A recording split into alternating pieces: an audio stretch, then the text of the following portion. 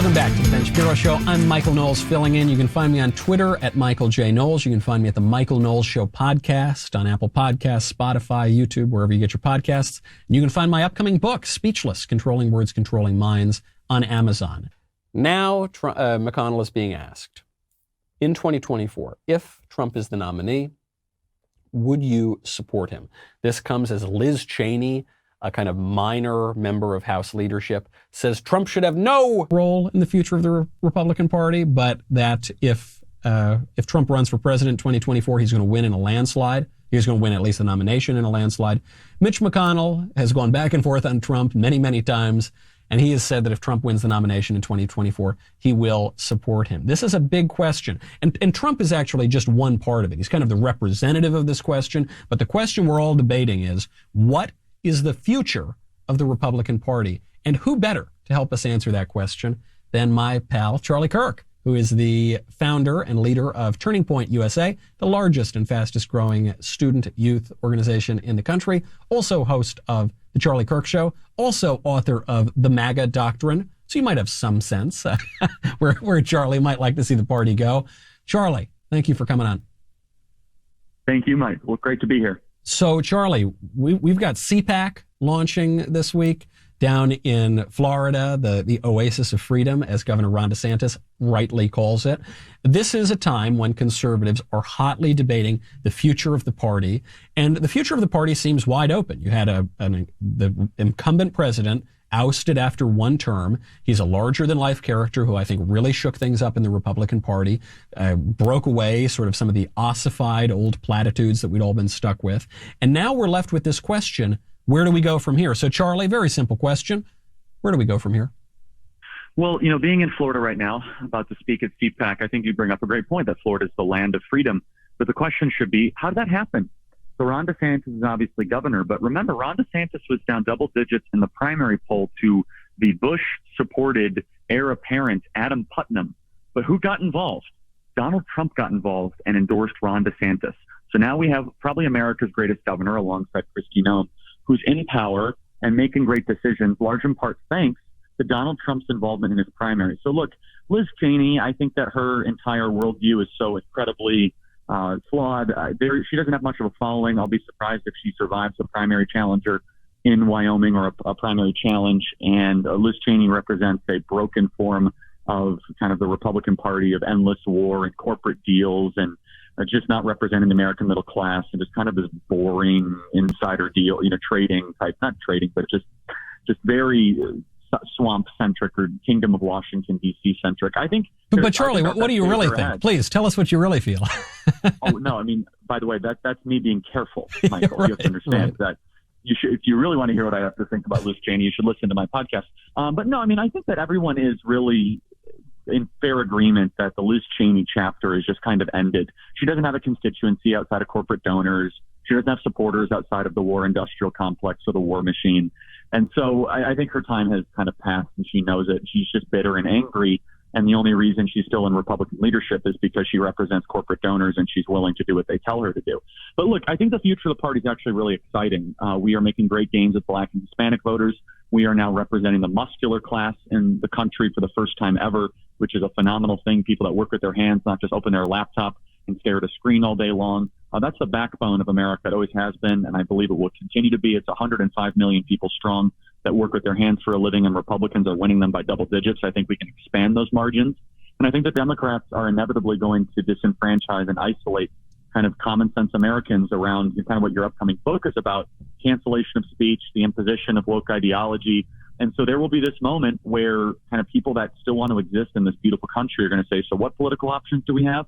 And that's where I think that this new party that is being kind of created and born will have another opportunity. And so insofar the former president's role, that remains to be seen.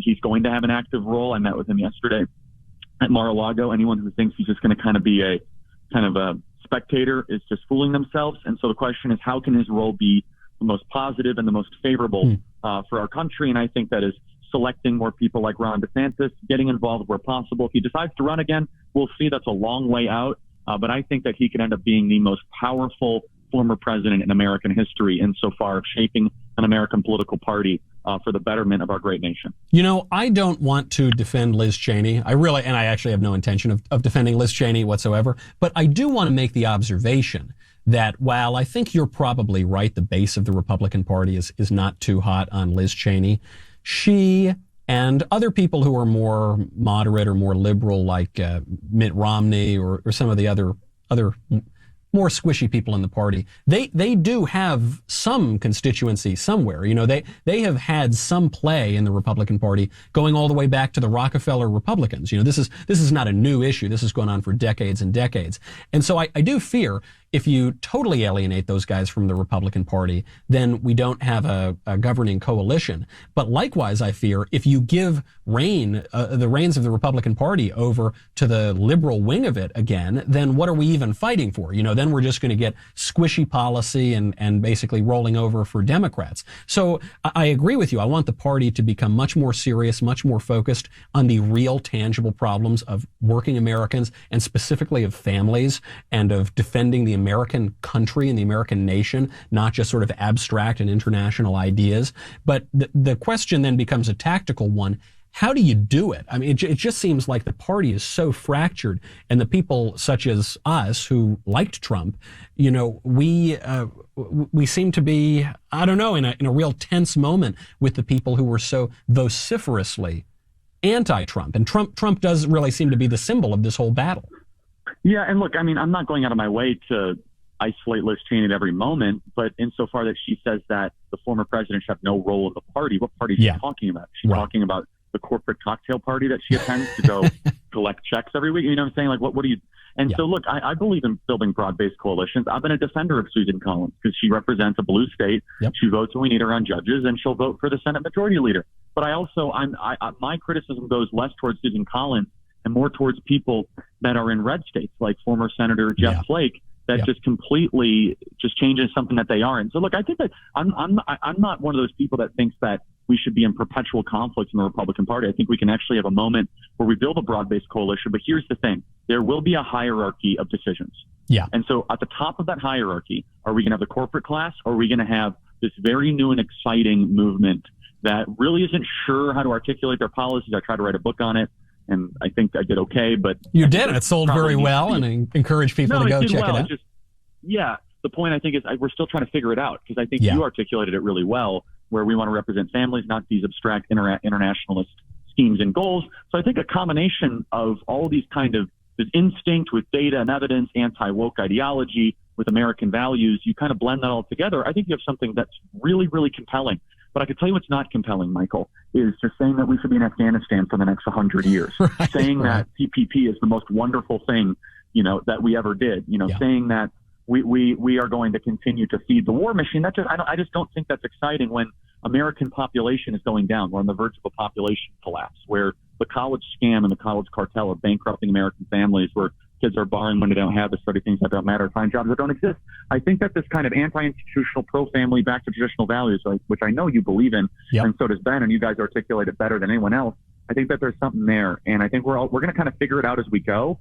But I know what we don't want. And look, if Liz Cheney wants to be part of that party, and she could be kind of the corporate spokesperson, but be in the minority of that party, and fine, that's good, right? Like, I mean, go represent that constituency. But I can tell you this, Michael, that is not the people of Wyoming, and that's what bothers me. She should be a congresswoman for D.C. You know what I mean? Like, the people of Wyoming are not that worried. Like, they're more worried about putting food on the table.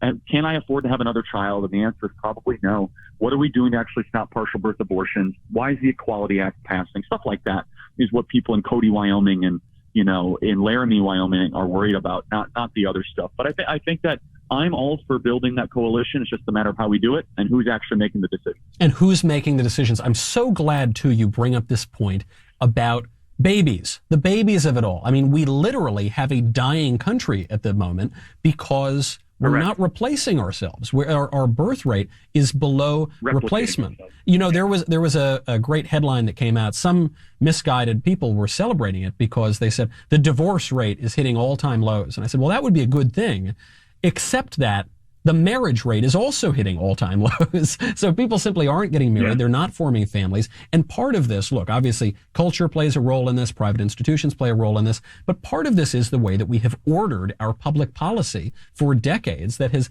disincentivized people from having families and incentivized people to put that sort of thing off or to have smaller families. And to me, I think you're totally right. I think if you want to speak to real people, the way to communicate a political vision to them is not by quibbling over marginal tax rates and talking about the effects, 3 Correct. years down the line. It's about talking, how can we have good families? How can we have good communities? How can we defend our American way of life? I completely agree, Michael. And so more so than anything else, I mean, we need to talk about actually building an America that can last for many generations. So I'm as blunt as saying we should just pay families to have kids. Right. I mean, if you're an American citizen, you should, I mean, that's what we do that anyway to the child tax credit, right? We should just make it more real. We should incentivize and subsidize insofar that the father stays in the home.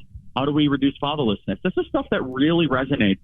And it's not necessarily new, but it feels new because we've kind of been hypnotized by this strange corporate libertarian narrative for the last couple decades where the American dream is somehow working for some miserable corporation while they teach you in your HR department that all white people are evil. Like that's the American dream or something. So you can pay off your student loans and have maybe a kid and a dog and a Netflix subscription, but you don't own anything, but you have a $5,000 rent, apartment in Buckhead, Atlanta. Like that doesn't really sell. And I think it actually creates a really miserable generation that's more likely to embrace these ideas that we find to be reprehensible. And people say all the time, they say, Charlie, how do we, win the future? How do we make people more conservative? I say, you have to make sure they have more responsibility.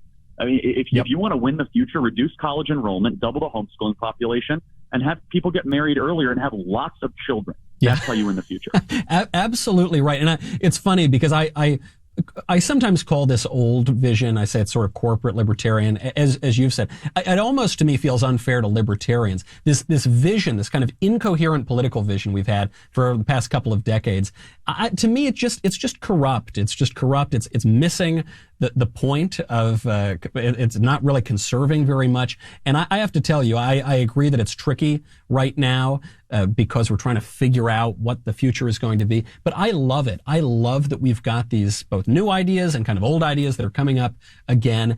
And we're really rethinking this vision, really offering something more, I think, to the American people. And nobody is doing that more than you, Charlie. I hate to flatter you on the air, but I'm really not flattering you. You have done really, really great work on this. You have been at the cutting edge of sort of really reconsidering some of these ideas, and then most importantly of all, I think, putting it into action through TPUSA, through the Charlie Kirk Show, through the books. I mean, you're all over the place. So just remind us, after all of those things, where else can people find you?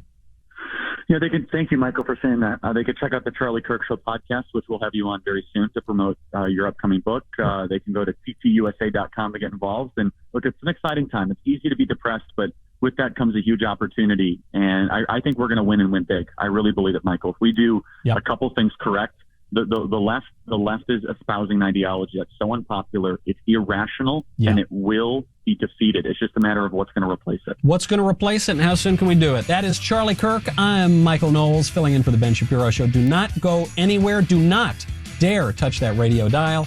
We'll be right back with a lot more.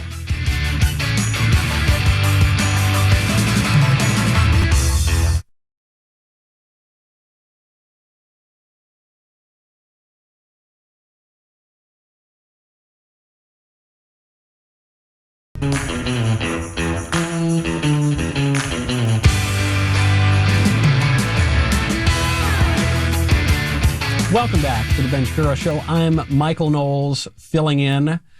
I'm really happy to be here with you all today because we get to cover the most radical piece of legislation, to my mind, that has ever been passed in the United States of America. I don't think I'm being hyperbolic here. This is legislation that cuts not just at the heart of our government, but also cuts at the heart of what we know about nature itself. That, of course, is called the Equality Act. I laugh so that we don't all cry because this is really, really wild stuff. Here to help us understand it, Lila Rose, the founder and president of LiveAction.org, a global human rights movement dedicated to ending abortion and building a culture of life. Lila's first book, Fighting for Life, will be released May 4th, and it is available now for pre-order. Lila, thank you for being here. Thanks, Michael, and congratulations on taking over Ben's show. I'd been plotting it for a long time, so I'm glad this could finally come to fruition. I also would encourage people to pre-order your book now because Amazon is Amazon's taken away this protection. They used to take off different products when they were deemed politically incorrect, but they had an exception for books. They didn't want to be seen as actually banning and metaphorically burning books, but they quietly got rid of that exception now with our friend Ryan T. Anderson's hilariously titled book, When Harry Became Sally, which is an older book. It's been out for years now. It's scholarly book, and they just got rid of it because of the intensity of this gender ideology movement. So I encourage people to pre-order your book before it gets canceled by the people that control the internet. But I guess this ties in with the Equality Act, which I have to tell you, Lila, the Equality Act sounds really great. I've always considered myself pro-equality of some sort. So what's so bad about it? Well, it's like putting the name the Life Act on an act that would kill millions of children. And that's effectively actually what this bill can do. It's filled with poison pills, which is basically very carefully written legislation. It was very carefully designed. So the architects of this are very pro-abortion, pro-gender ideology, and it was carefully written. It doesn't include the word abortion once. It doesn't include the word even female once. But there's a reason for that, because this is what it does. It basically redefines the word sex, which right now, if you discriminate against someone because they're a woman, under a lot of different laws, that's like discriminating against someone because they are Black or because of the color of their skin. Well, it actually redefines the word sex to actually eliminate actual sex, biological sex. So now sex is if somebody says that they are that sex, they feel that sex.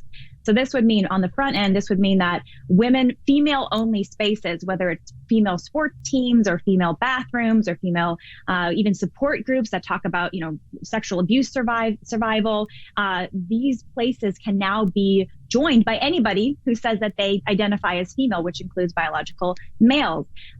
So it basically obliterates female-only spaces in the name of equality, which is going to make women who are the most vulnerable, have the most need for privacy between the two sexes, going to harm us the most. But that's not the extent of it, because what it actually also does is now, if you are a teacher teaching in schools, or if you're even a parent teaching your kids, or you're a church that upholds traditional natural marriage, all of a sudden you are as bad as a racist if you are teaching about biological sex being different, and you're also a racist if you support natural marriage. You're as bad as a racist. That's what this law does. It basically makes you as bad as someone who is an outright blatant racist, which has huge repercussions, and actually allowing churches to even exist and continue to, adoption agencies that are Catholic continue to open their doors, Christian agencies. It has far-reaching effects. And now I'm just talking about the effects when it comes to so-called gender identity. I haven't even begun to talk about the effects when it comes to abortion, which I can get to next. But I don't know if you want to unpack the gender ideology more.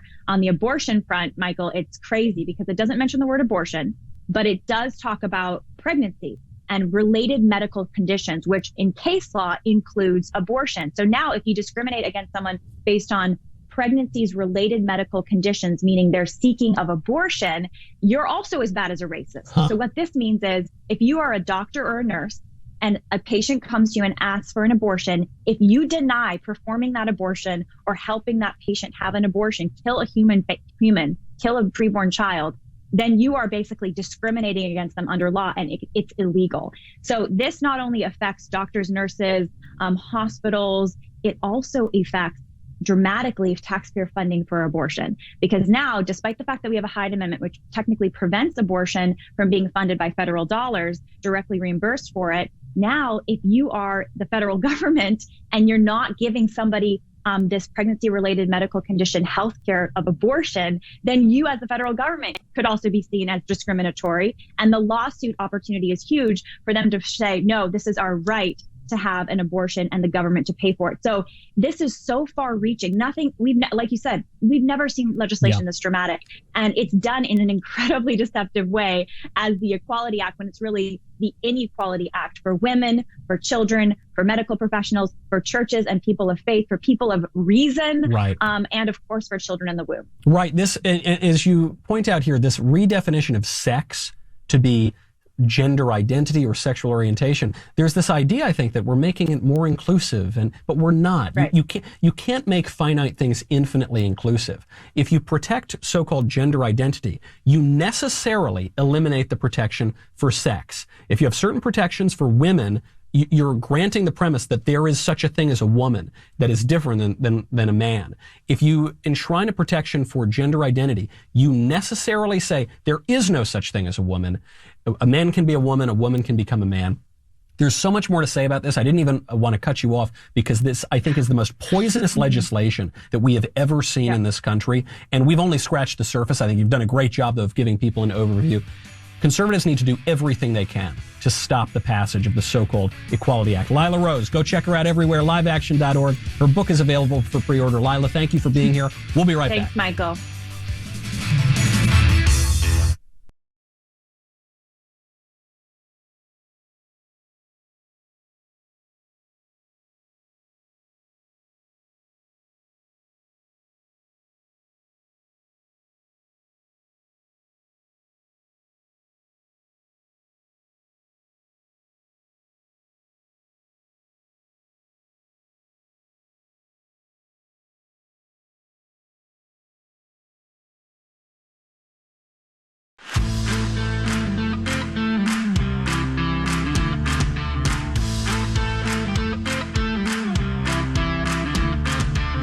Welcome back to the show. I am very pleased to be with you all today because this is my favorite day of the week. We get to do the mailbag, and I get to answer all of Ben's questions. So I get to finally give you the right answer.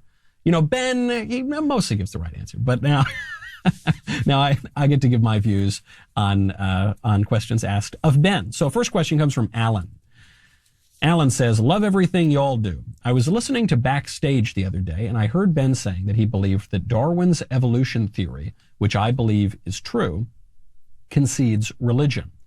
As a person who believes in Jesus, I have always had difficulty solving the crisis between science and religion. Could you expand upon this? Yes, I think a lot of this is resolved simply by a cursory glance at St. Thomas Aquinas. It's always amusing to me when atheists come to me and they say, oh my gosh, you believe in your fairy tales. Why can't you be smart and sophisticated like me? And I think, you, random atheist, read some Christopher Hitchens book once. And now you believe that you are smarter than, Thomas Aquinas or, all of the very, very many intelligent people who have thought systematically about theology. And one of the insights from Thomas Aquinas is the difference between primary cause and secondary cause. Meaning, when I write a book, I am causing that book to come into creation, right?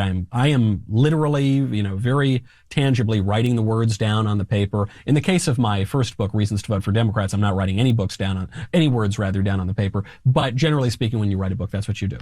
So in a sense, I'm causing that to happen. But in another sense, I'm not causing it to happen because I am a created being. I didn't cause my own existence. I am caused by God. God creates the entire world. So God is the primary cause of these things, sure, but God gives us the ability to cause things proper to our nature in ourselves. So there are all these sort of mechanisms by which the world can develop. You seem interested in Darwinian evolution, but there are many other sort of theories as well, and some contradictory theories and some that go perfectly along well together. And none of that in any way contradicts the existence of God. It is very important to remember, because we live in this world now that thinks of religion as just some sort of little hobby that you have on the side, that religion is at the bedrock of everything. Cardinal Manning said that all human conflict ultimately is theological. As St. Andrew Breitbart, the patron of Hollywood conservatives, famously said, politics is downstream of culture. Well, culture is downstream of religion. cult and culture come from the same root word, and that's ultimately what we're talking about. And it is very important to remember that God, the existence of God, is not just something that we can feel, some kind of sentiment that sort of feels nice to hold. I mean, I suppose it's that too.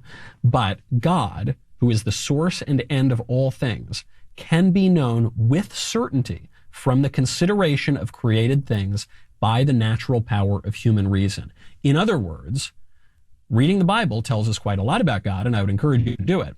But simply from the natural world, using our faculties of reason and logic, we can know with certainty that God exists. And unfortunately, we live in a really shallow age, but in the past, people had a little more philosophical sophistication and would understand these sorts of things.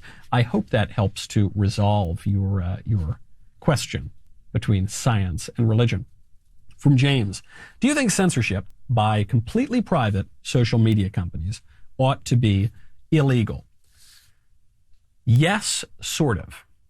Ben puts it very well. He says, you need to take on this problem, but you need to do it in a smart way. So I think that there are some ways that you can stop the censorship on social media companies that are kind of dumb and are going to be counterproductive in the end.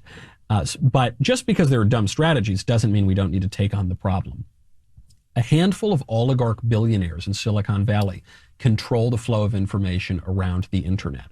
In a republic such as ours, or at least such as ours is supposed to be, speech is politics and politics is speech. When you have a self-governing republic, the way that you govern yourselves is you persuade your fellow citizens. You transmit information to one another, you form opinions, and then you go and you vote. If you can't do that, if a handful of people have amassed the power to control the flow of information, then you are seriously in danger of losing your self-governing republic. So you've got to take that on. Now, in some ways, you can do this without passing new laws. You can just do it by enforcing existing laws. We've got this issue of Section 230, which is a special legal protection for the big tech companies that was part of the Communications Decency Act of the 1990s. That ought to be updated. And there are certain proposals out there to update them. Marsha Blackburn, senator from Tennessee, has one that would limit the scope in which these big tech companies can censor speech. That, I think, would be a great idea. I think the big tech companies are basically engaging in fraud. I think that they amassed this huge amount of market share and all of their power on the premise that you could get information and you could speak and give your own information, and then they started tinkering around with that. So I think you can deal with that problem as well. But the problem does need to be addressed. There's no question. And if your abstract theory of politics tells you that you can allow Jack Dorsey, hipster Rasputin with a nose ring to control all the information around our country, then something has gone wrong in your theory, because that is not how a country really ought to be run. Next question from Alex. I find that sometimes when discussing current events with liberal friends, they say to me, well, that's just subjective, or you're just saying that because you're conservative. How do I locate the line between separating a partisan argument from a factual point? And what do I do about it once I find it? Well, I think, Alex, you're going about this the wrong way. I've heard this too, where people say, well, Michael, you only think that because you're a conservative. And I always flip it on them. I say, what if it's the case that I'm only a conservative because I think that? What if it is my honest investigation of the world and politics and the reason we're all here together? What if it's through my honest thought that I have arrived at certain opinions, and those opinions inform which political party I'm in and how I vote and generally which policies I support? It's not a bias or a preference that has made me a conservative. It's my honest investigation of reality. And sometimes what you're going to hear from people like this is this kind of radical subjectivism, which is to say, well, there's your truth and there's my truth, but there's no the truth. And so if you're beginning from that purpose, if you're beginning from the point where someone says there's no such thing as objective truth, then it's hard to go anywhere from there. What you could point out to them, of course, is that their statement undermines what they are trying to say. If you make the claim there is no objective truth, then you can't rely even on the statement that there is no objective truth. So it defeats itself. Then at that point, you'd have to say, well, how come you arrived at your certain positions? I'm not dismissing your ideas out of hand just because you have a D next to your name when you go to vote. How did you get to that? And maybe if we can identify those objective facts, then we can come to some political reconciliation, or I can convince you to be a conservative. But what the left has done for decade upon decade upon decade is undermine this idea of human reason. And it's happened even on the right, by the way. When there was the big kerfuffle about Drag Queen Story Hour about 6 months ago, there were some people who were putatively on the right who actually said that we can't try to suppress Drag Queen Story Hour when transvestites twerk for toddlers at public libraries. We cannot discourage that in any way, because if we say that you can't do that, then they might tell us that we can't go to church. Well, first of all, they're already telling us we can't go to church. That has been one of the most egregious aspects of the COVID-19 lockdowns. But beyond that, if we really believe that we do not possess the faculties of reason and the moral judgment to say, going to church or synagogue or, having Sunday dinner with your family is better than taking your toddler to Drag Queen Story Hour. If we can't make that judgment, then we can't make any judgment, right? Then we are really not capable of governing ourselves as a society. So I think any way back from this kind of radical subjectivism has to acknowledge moral conscience, the fact that maybe we get things wrong sometimes because it's a fallen world and we're imperfect creatures. But generally speaking, we can know right from wrong. We can rely on our brains. We have faculties of reason. That's the only way, sort of by definition, that you're going to get back to a more reasonable politics. Next question from James. What is your opinion on trigger warnings, and what situations, if any, should we use them in? I think it's very easy right now to say, no trigger warnings. Trigger warnings are dumb. They're only for silly snowflakes, so I don't want any of them. Give me the reality unvarnished. But I think this is a little bit of a trap. I think that when some Game of Thrones comes on or something, and if it were to come on and your child is there, I think it's probably a good thing that someone, before the screen, it might say viewer discretion advised, or there might be a rating system, or that way you won't accidentally let your kid go to see an R-rated movie when he's 6 years old or something. Conservatives are the ones who are always pushing for that sort of thing, and I think rightly so. You've got to make sure, particularly for people whose minds and ideas are forming, that they are not only being exposed to obscene, terrible things that are going to shape their minds. That's why we try to curtail some of the things that children watch in a way that we don't do for adults. I think that sometimes conservatives fall into this trap that political correctness poses. And the trap is this. Political correctness seeks to undermine the old moral order. It just wants to destroy the old moral standards. And it seeks to replace them with new speech codes. It's a purely negative attack. It comes from Karl Marx's idea that we need to pursue the ruthless criticism of all that exists. So it's this relentless attack on the old moral standards. And usually the logic that the left uses in political correctness, often it will contradict itself. So they'll say, we need to attack the old standards on sex because, some people are born with certain desires and they're born this way and you can't change them. It's an innate, immutable sexual orientation, and so that's why we have to accommodate that. You say, okay, I understand that argument. And then 2 seconds later, they'll say, also, there's no such thing as sex. Gender is changeable. Men can be women. Women can become men. And that argument contradicts the argument they were previously making, but it doesn't matter because their aim is actually not to help out any particular group or put forward a positive vision. It's just to attack the old standards. And the right tends to react to this in one of two ways. Either they go along, they just go squishy and acquiesce to the political correctness, or they throw their hands up in the air and they abandon standards entirely.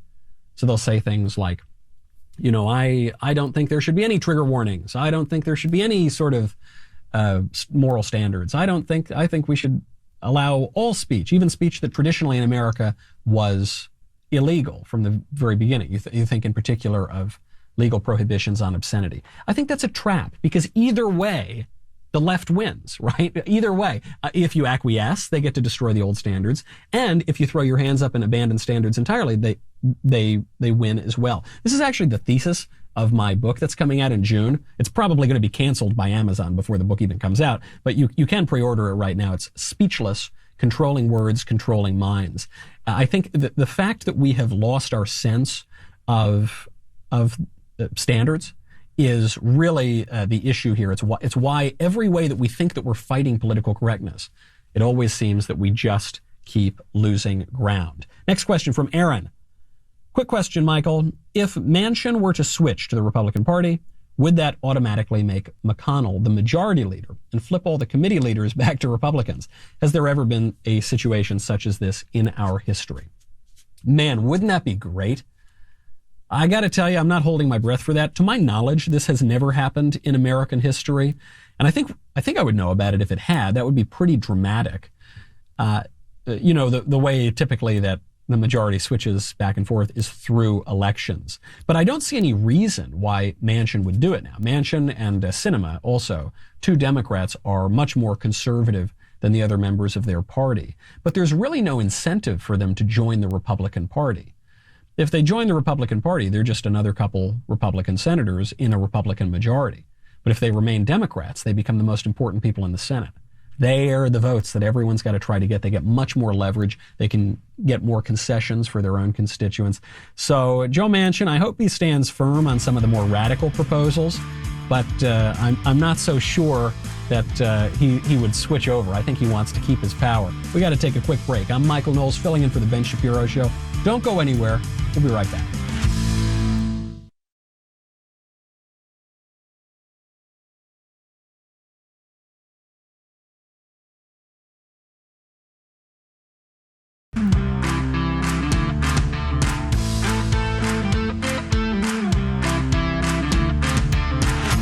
Welcome back to the Ben Shapiro Show. I'm Michael Knowles, filling in. You can find me on Twitter at Michael J. Knowles. You can find me at the Michael Knowles Show podcast on Apple Podcasts, Spotify, YouTube, wherever you get your podcasts. And you can find my upcoming book, Speechless: Controlling Words, Controlling Minds, on Amazon. For now. I always say for now because the censorship regime has gotten really, really intense. As I said at the time when Twitter booted off President Trump, if some oligarch billionaire leftist in Silicon Valley can censor the duly elected sitting president of the United States, then they can censor any of us. So in the meantime, I look forward to seeing you at all those different places. But who knows how long that's going to be. The left is censoring us. The left is clamping down right now because I think they fear people hearing the message. This is after the 2020 election, when the left was really boastful. And they said, this is the greatest election ever, and we totally won, with a zillion votes, and we've never felt more confident. I don't know how confident they are in their ability to maintain power. When you're going in and censoring people for saying absolutely mundane, mainstream things, to me, that doesn't speak to confidence. That speaks to a great fear. That speaks to a great insecurity. And the difference between the left and the right in America, I don't know that it's ever really been more stark. Certainly not in recent memory. You've got CPAC kicking off this week, the Conservative Political Action Conference. A lot of people said you couldn't even have CPAC this year because of all the COVID lockdowns, because we're now in the 348th day of 15 days to slow the spread with no end in sight. And Dr. Fauci telling us, well, you're going to need to wear masks until 2075. But then maybe then you can consider taking off your third mask. Then you'll only have to wear 2 masks wherever you go. He didn't quite say that, but it's similar, I think. And they held it anyway. They held CPAC anyway in Florida, not in its usual place in D.C.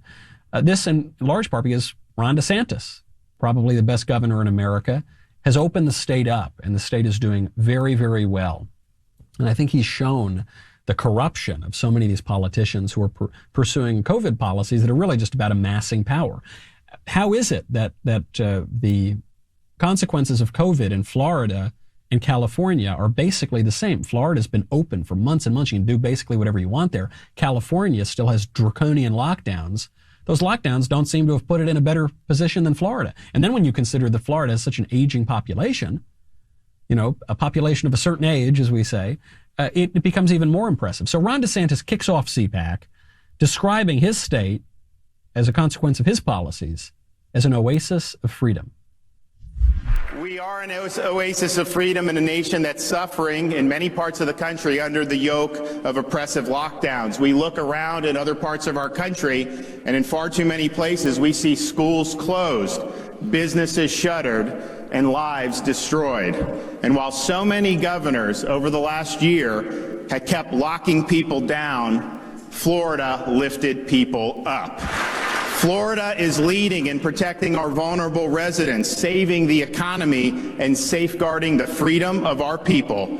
In Florida, schools are open.